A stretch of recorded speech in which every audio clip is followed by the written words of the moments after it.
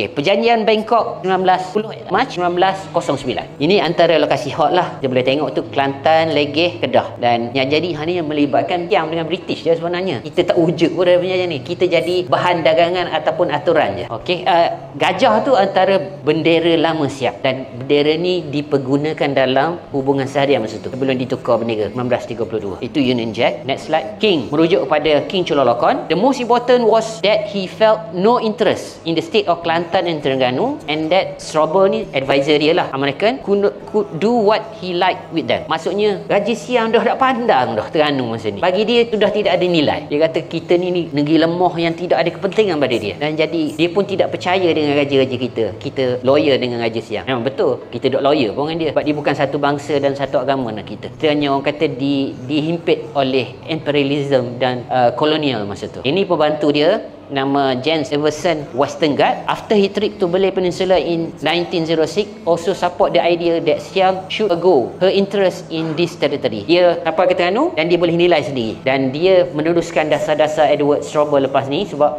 dia berganti. Dia ni berbangsa Denmark, warga negara US, dan dia pernah sampai ke Terengganu dan dia boleh nilai sendiri. Cara terbaik lepas je lah Terengganu. Itu yang membawa kepada Perjanjian Bangkok. Ni gambar Prince Damrong juga, tapi dia dengan uniform biasalah. Ini pentingnya peta ni. Saya nak buat statement daripada nak ungkap statement tu. Prince Damrong put forward a request for additional loan £500,000 for the Federated Malay State for the construction of a branch line from Patalong to Terang, but Sir John Anderson turned a deaf ear. Ni dia cerita masa dia berunding, bila dia nak, isu dia sebenarnya Perjanjian Bangkok ni dua je. Yang nak BT, dia nak buat landasan kereta api. Tidak kisah pun sebenarnya negeri Melayu ni. Dia guna negeri Melayu ni untuk dapat duit 4 juta dan banner sambungan kereta api.